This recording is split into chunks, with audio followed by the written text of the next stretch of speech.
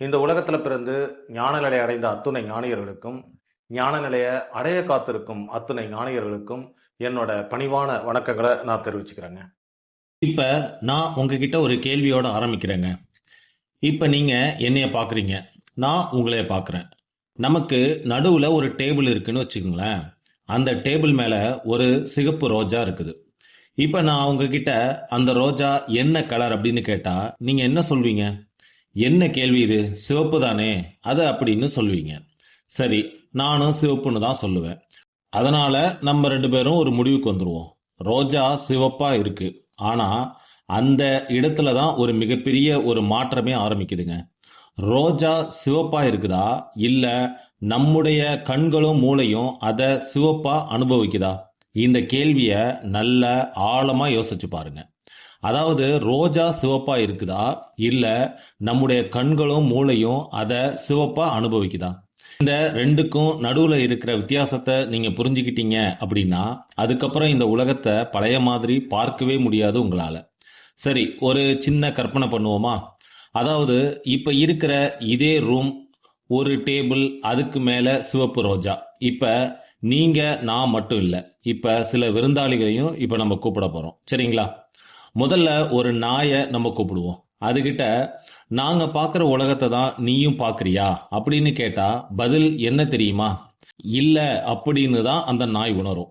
அதாவது என்ன அப்படின்னா, நமக்கு, அதாவது மனிதர்களுக்கு 3 வகையான போட்டோ ரிசப்டார்ஸ் அப்படின்னு நிறங்களை உணரக்கூடிய ரிசப்டார் செல்கள் நம்முடைய விழித்துறைக்குள்ள இருக்கு. ஆனா நாய்களுக்கு 2 ரிசப்டார் வகைகள் தான் இருக்கு. அதாவது நம்ம பார்க்கிற நிறங்களை நாய்களால பார்க்க முடியாது. அதாவது நமக்கு ட்ரை குரோமோட்டிக் அப்படின்னு சொல்லுவோம், நாய்களுக்கு டை குரோமோட்டிக் அப்படின்னு சொல்லுவோம். அதாவது சில வகையான நிறங்கள் மட்டும்தான் நாய்களோட கண்களால பிரிச்சு உணர முடியும். நம்ம பார்க்கிற இந்த உலகத்தோட பார்வைய நாய்களால பார்க்க முடியாது. அப்ப என்ன அர்த்தம்? ரோஜா ஒண்ணுதான், ரூம் ஒண்ணுதான், வெளிச்சம் ஒண்ணுதான், அறை ஒண்ணுதான். ஆனா மனிதனுடைய, அதாவது நம்முடைய உலகம் வேற, நாயினுடைய உலகம் வேற. அப்படிதானே? இது நல்லா உங்களுக்கு புரியும்னு நான் நினைக்கிறேன்.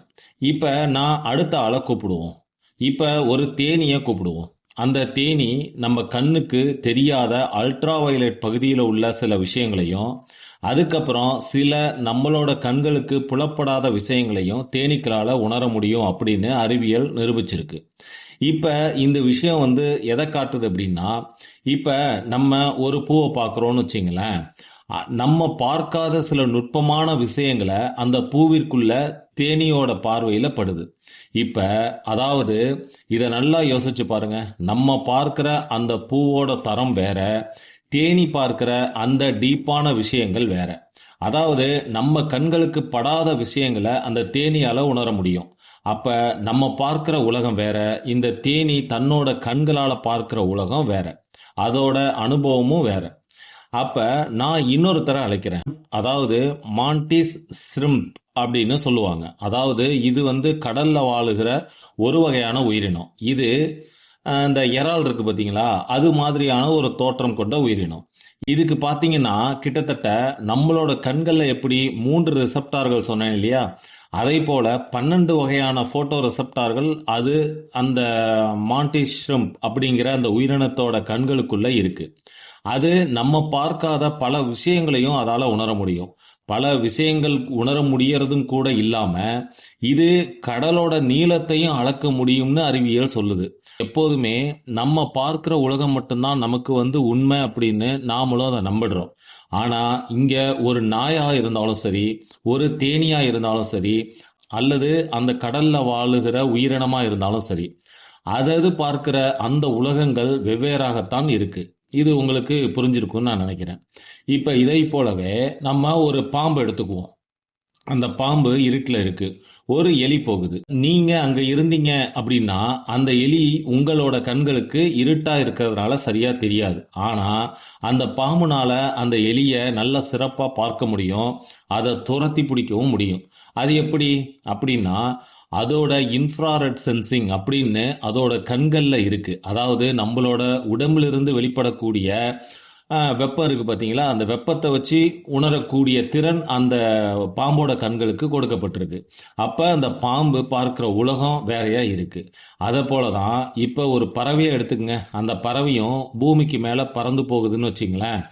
அதுக்கு அந்த காந்தப்புல கோடுகள் தெளிவா தெரியும். அந்த காந்த புலக்கோடுகள் தெரியும் அளவிற்கான ரிசப்டார்கள் அதோட கண்களுக்கு கொடுக்கப்பட்டிருக்கு. அப்ப அது தன்னோட மேப்பை சரியா உணர்ந்து அது எங்க போகணுமோ அந்த இடத்தை அந்த மேக்னெட்டிக் ஃபீல்டை வச்சு அது சரியா கண்டுபிடிச்சு போகுது. இத நல்லா யோசிச்சு பாருங்க. அதாவது இதுல இருந்து என்ன புரியுது அப்படின்னா, வெளியில இருக்கிற இந்த உலகத்தோட தோற்றம், அந்த தோற்றம் முழுசையும் நம்ம நேரடியா அனுபவிக்கிறது இல்ல அப்படிங்கிற ஒரு விஷயம் நமக்கு புரியும். நம்மளுடைய சென்சரி சிஸ்டம், அதாவது நம்மளுடைய இந்த உணர்திறன் எவ்வளோ நம்ம மூளைக்கு உணர்த்தப்படுகிறதோ, நம்மளுடைய மூளை எவ்வளவு தூரம் அதை எடுத்துக்கிட்டு அனுபவ உலகமா உருவாக்குதோ, அவ்வளவு தூரம் தான் நம்மளால உணர முடியும். அப்படிங்கிற விஷயம் இதுல இருந்து ஒரு புரிதலை உங்களுக்குள்ள கண்டிப்பா உருவாக்கும். அதாவது இந்த உலகத்திலிருந்து நம்மளோட உயிரியல் அமைப்பு அனுமதிக்கிற அளவு தகவலை மட்டும் வச்சுதான் உருவான ஒரு வெர்சனை தான் நம்ம அனுபவிக்கிறோம் இந்த உலகத்துல. அதாவது நம்ம ஒரு கோணத்துல நமக்குன்னு ஒரு வெர்சன் கொடுக்கப்பட்டிருக்கு, அதை மட்டும்தான் நம்மளால உணர முடியுது அப்படின்னு புரிஞ்சுக்குங்க. அதாவது 20 to 20,000 ஹெட்ஸ் வரைக்கும் உள்ள அலைநீள ஒலிகளை தான் நம்ம காதுகள் கேட்கும். ஆனா அதுக்கு மேல உள்ள ஒலிகளை எல்லாம் டால்பின்களால கேட்க முடியும். சரிங்களா? அப்ப அதுங்களோட வாழ்க்கை வேற மாதிரி இருக்கு. இது போல ஒவ்வொரு உயிரினங்களும் இந்த உலகத்தை வெவ்வேறு பார்வையில பாக்குது. அப்ப நாம பாக்குற இந்த உலகம் உண்மையா அப்படின்ற கேள்வி நமக்குள்ள எழுகிறது இப்ப சாதாரணமா தெரியுது இல்லையா? இப்போ ஒரு மொபைல் போனை எடுத்துங்களேன். ஸ்கிரீன்ல ஒரு வாட்ஸ்அப் ஐகான் இருக்கு. நீங்க அந்த பச்சை நிற அந்த வாட்ஸ்அப் ஐகானை அழுத்துறீங்க அப்படின்னா உடனே வாட்ஸ்அப் ஓபன் ஆயிடும். அதுக்காக போனுக்குள்ள உண்மையிலேயே ஒரு சின்ன பச்சை வாட்ஸ்அப் பெட்டி உட்கார்ந்துருக்குதா? இல்ல. அதுக்கு பின்னாடி சர்க்கியூட் இருக்கு, எலக்ட்ரிக்கல் ஸ்டேட் இருக்கு, பைனரி இன்ஃபர்மேஷன் இருக்கு, சாஃப்ட்வேர் லேயர்ஸ் இருக்கு, ப்ராசஸரி ஆப்ரேஷன் இருக்கு. ஆனா அதையெல்லாம் உங்களுக்கு காட்டினா போன் யூஸ் பண்ண முடியுமா? முடியாது இல்லையா? அதனால தான் இந்த இயற்கையே ஒரு சிம்பிள் இன்டர்ஃபேஸ் நமக்கு கொடுத்திருக்கு. அதாவது இயற்கை கொடுத்த மிகப்பெரிய பயாலஜிக்கல் இன்டர்ஃபேஸ் தான் நம்முடைய அனுபவ உலகம். சரிங்களா? அதாவது நம்மளுடைய பார்வை என்பது ரியாலிட்டியோட முழு காப்பி இல்லை அப்படிங்கிறத மட்டும் முழுசா புரிஞ்சுக்குங்க. உயிர் வாழ்வதற்காக தேர்ந்தெடுக்கப்பட்ட ப்ராசஸ் செய்யப்பட்ட தகவல் இது அத்தனையுமே. இங்கே தான் எனக்கு ஆன்மீகம் ரொம்ப அழகாக சேருது. அதாவது என்ன அப்படின்னா, ஆன்மீகம் ஆரம்பத்திலேயே இந்த உலகம் இல்லை அப்படின்னு சொல்லலை. அதாவது உலகம் இருக்கு, இந்த டேபிள் இருக்கு, உடம்பு இருக்கு, வலி இருக்கு, பசி இருக்கு, உறவுகள் இருக்கு, மரணம் இருக்கு. இது எல்லாம் மறுக்க வேண்டிய அவசியம் இல்லை. ஆனா ஆன்மீகம் இன்னொரு ஆழமான கேள்வியை கேட்குது. அதாவது நீ அனுபவிப்பது தான் முழு இருப்பு அப்படின்னு ஏன் நினைக்கிற அப்படின்ற ஒரு முழு புரிதலை நமக்கு காட்டுது. அதாவது அறிவியல் நமக்கு காட்டிய சென்சரி லிமிட்டை எடுத்துக்கிட்டு இன்னொரு கதவை திறக்குது இந்த ஆன்மீகம். அதாவது ஒரு தேனி நம்ம பக்கத்துல பறந்துட்டு போகுது. நம்ம பார்க்காத அல்ட்ராவயலட் தகவல்களை அதால பார்க்க முடியுது. ஒரு பாம்பு நம்மளால நேரடியா உணர முடியாத இன்ஃப்ராரெட் தெர்மல் இன்ஃபர்மேஷனை அது பயன்படுத்துது. ஒரு பறவை பூமியோட மேக்னெட்டிக் ஃபீல்டை நேவிகேஷனுக்கு பயன்படுத்துது. நாய் நம்முடைய கலர் வேர்ல்டை அப்படியே ஷேர் பண்ணல. இந்த மான்டிஷ் ஷ்ரிம்ப் அப்படின்னு சொல்ற இந்த கடல்வாழ் உயிரினம் கூட அதோட ப்ராசஸ் ரொம்ப வேற மாதிரி வித்தியாசமா இருக்கு. அதாவது நான் பார்க்கறது மட்டும்தான் உலகம் அப்படின்னு சொல்றான் மனுஷன். நமக்கு 5 ஜன்னல்கள் இருக்குதுன்னு வச்சுங்களேன். அந்த 5 ஜன்னல்கள் வழியா ஒரு பெரிய நகரத்தை நாம பார்க்குறோம்னு வச்சுக்கோங்க. அதுல தெரியறத மட்டும் வச்சு நம்ம என்ன பண்றோம், ஒரு மேப் வரைகிறோம். பிறகு அந்த மேப்பை கையில் வச்சுக்கிட்டு இந்த நகரம் முழுவதும் எனக்கு தெரியும் அப்படின்னு நாம சொல்றோம். அப்ப பக்கத்து வீட்டுக்காரர் என்ன பண்றாரு, 6வது ஜன்னலை திறக்கிறார். அப்ப நாம பார்த்ததே இல்லாத ஒரு தெரு அதுல தெரியுது. இன்னொருத்தர் 7வது ஜன்னலை திறக்கிறார். அப்ப ஒரு ஆறு தெரியுது. இன்னொருத்தர் 8வது ஜன்னலை திறக்கிறார். ஒரு மலை தெரியுது. அப்பதான் நமக்கு புரியும், நகரம் மாறல, நம்முடைய அக்சஸ் தான் குறைவா இருக்கு. எல்லாமே இங்கதான் இருக்கு. நாம உணர்கிற அந்த திறன் நமக்கு குறைவா இருக்கு. அதை நம்மளால அதாவது வரையறைப்படுத்தி பயிற்சிகளை கொடுத்து அதை மேம்படுத்திடவும் நம்மளால முடியும். அது நம்மளோட திறமைகளை பொறுத்து, நம்மளோட வரம்புக்கு உட்பட்டு இந்த 5 புலன்களுக்கு எட்டாத உணர்வுகளை, எட்டாத உலகங்களை நம்மால் எட்டி பிடிக்க முடியும் அப்படிங்கிற ஒரு புரிதல் இங்கே உங்களுக்கு இதை கேட்டிங்கன்னா கண்டிப்பாக உருவாகக்கூடும். அப்படி அதை உருவாக்க ஆன்மீகத்தை விட்டால் கண்டிப்பாக வேறு வழியே இல்லை அப்படின்னு தான் இங்கே சொல்ல முடியும். இது புரியலைன்னா நீங்கள் இன்னும் ஒரு வரம்புக்குள்ளே தான் செயல்பட்டுக்கிட்டு இருக்கிறீங்க அப்படிங்கிற விஷயத்த நீங்கள் ஒத்துக்கிட்டு தான் ஆகணும். நான் ஏன் இந்த வரம்பை தாண்டணும், இந்த எல்லைக்குள்ளேயே நான் ரொம்ப சந்தோஷமாக தானே இருக்கேன் அப்படின்னா, நீங்கள் உங்கள் மதிப்பையும் உங்கள் உன்னதத்தையும் இந்த பிரபஞ்சத்தோட உன்னதத்தையும் உணர வேண்டிய வாய்ப்பை தவற விட்டவராக கூட இருக்கலாம்.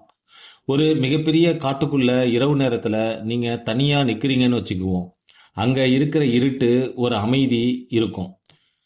இப்போ இருக்கிற எதுவுமே இல்லை அப்படின்னு நீங்கள் நினச்சிங்கன்னா, உங்கள் பக்கத்தில் இருக்கிற ஒரு தேனி அதோட உலகத்தில் ரொம்ப சிறப்பாக அதோட உலகத்தை அனுபவிச்சுட்டு இருக்கும்.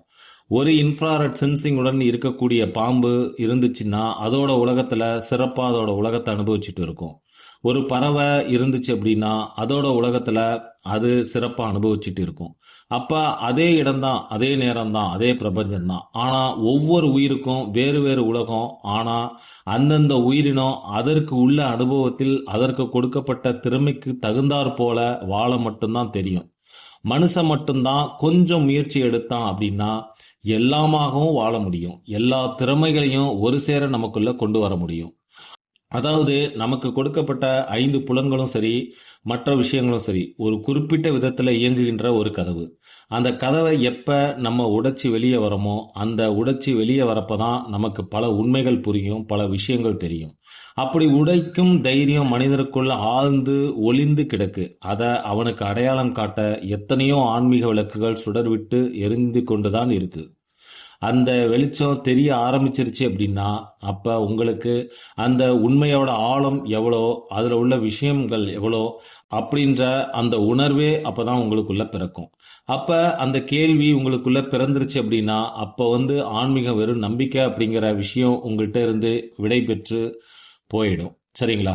அப்ப உங்களுக்குள்ள ஒரு விஷயம் தோணும். என்ன அப்படின்னா, நாம இதுவரை பார்த்த இந்த உலகத்தை மனிதனுக்கு திறக்கப்பட்ட ஒரு ஜன்னலின் காட்சியாக மட்டுமே அப்படின்னு நீங்க நினைச்சீங்கன்னா, இந்த ஜன்னலுக்குள்ள மட்டும்தான் உங்களால வாழ முடியும்.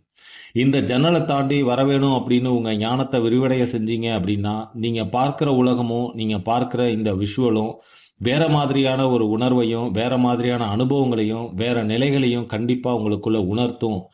அப்ப நீங்க கேட்டு பாருங்க இந்த கேள்வியை, நீங்க பார்க்குற இந்த உலகம் உண்மையான? இந்த பிரம்மரந்திரா ஃபவுண்டேஷன் வழியாக சொல்லப்படுகிற அத்தனை ஆன்மீக கருத்துக்களையும் ஆன்மீக சிந்தனைகளையும் நீங்கள் உங்களோட சிந்தனையில் ரொம்ப ஆழமாக சிந்திச்சு ஒவ்வொரு கருத்துக்களையும் எடுத்துக்கிட்டீங்க அப்படின்னா கண்டிப்பாக ஆன்மீகத்தில் ஒரு உயர்ந்த நிலையை அடைவீங்க அப்படிங்கிறதுல எந்தவித சந்தேகமும் இல்லை.